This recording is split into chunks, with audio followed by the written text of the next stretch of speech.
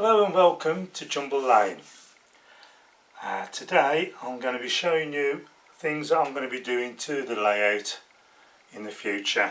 I'll say the near future. It's about time I got my backside into gear and spend some time on the layout rather than doing other things. But not only am I committing myself to one job, I'm going to commit myself to two jobs.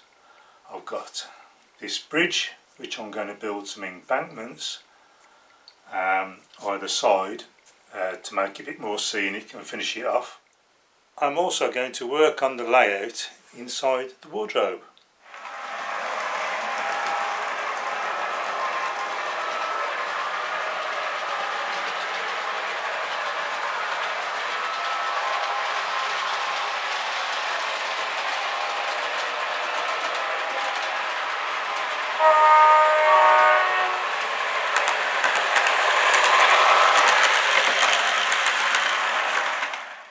The first job that I shall describe to you is the bridge, the pull-up. What I want to do is, on the sides I want to build an embankment, one that starts fairly high up, roughly where you'd expect an embankment to be. Sort of, it would be probably about 3.5–4 inches high, and sloping down, so it'd be starting pretty wide out. It would taper down and be a bit shorter, and then would come in towards this station, so I can finish off the edge of this station. I've got to be careful because the door opens right up to here, so if I want to keep the door open while I'm on the layout, I've got to make sure it doesn't smack into it and break it. Equally on this side, I should be having a platform leading to the back end of it, well, the station platform on this side. This is only just a quick mock-up. So the ground, the embankment, would again taper down and be a bit narrower, and then blend into what would be the station, so it would take from one scene to another. On this side there will be a little circuit board I've got here which displays the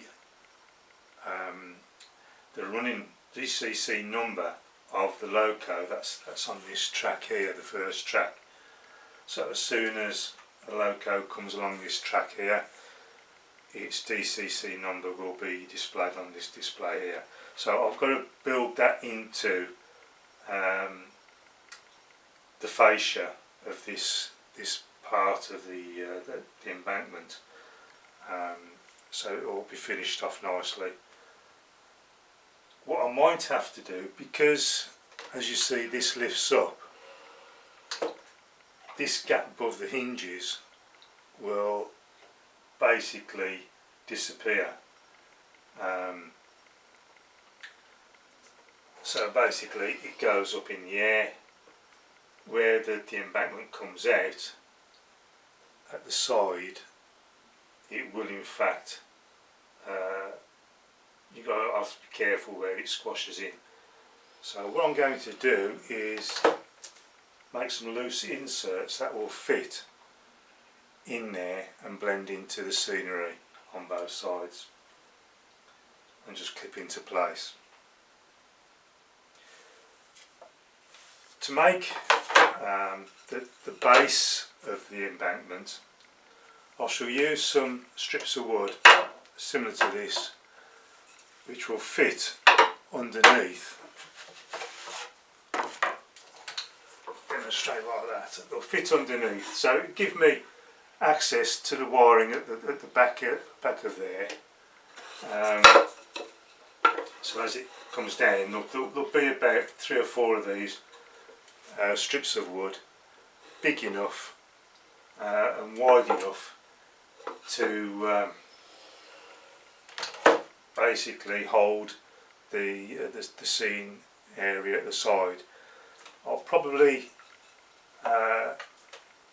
make most of the embankment out of polystyrene and cover it with some bandage cloth, and then just finish it off in the normal way, static grass and clumps and trees and what have you, just to make it look a bit normal. I did have some sensors in here which have been removed. I'm moving them to somewhere else, and that's for another project. So I've got some things like line side huts and just some scenic parts just to cover these two holes that I've made.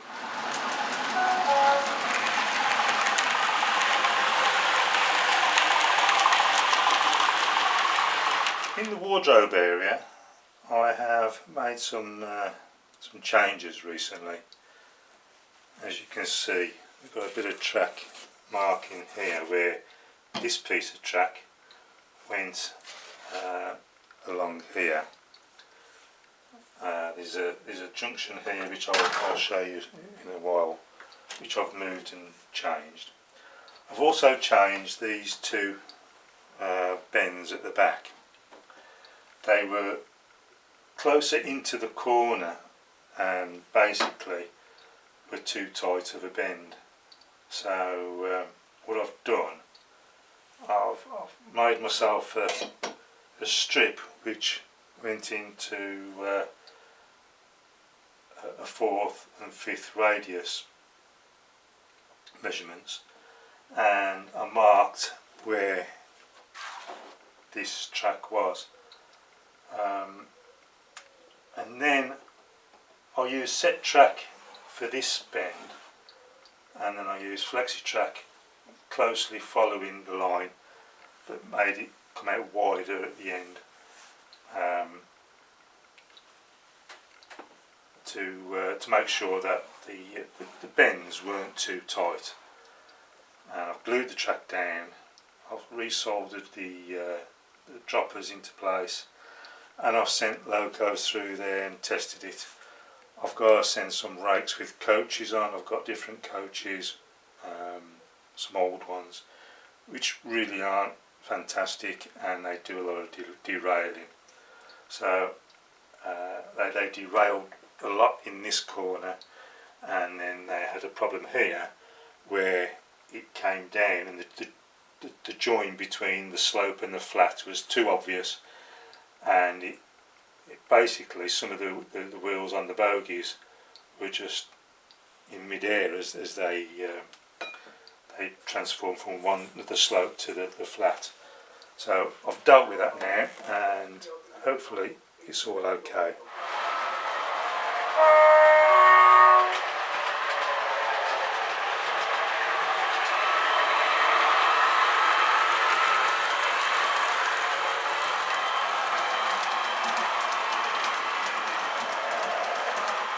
Well, as you've seen, the locos travel across those points, the double slip and the curve point where I've moved them. They travel across those okay.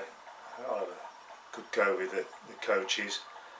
I've got some temperamental coaches. In fact, nearly all my coaches are the old coaches which are temperamental. So I'll sort out some rakes and send them round. I'll be grateful if you could comment below and just let me know what you think of how you think I should be doing these. It'd be great to have somebody else's ideas into the picture and see what you think. As I say, here I won't be seeing the track as much because there'll be it will be a big tunnel with the 4 tracks in it, and basically the scenery will be on like a board above the tunnels that I've created.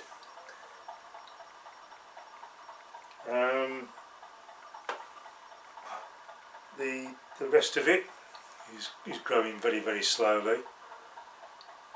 So I'll see you in the next one when we start building it. Thank you.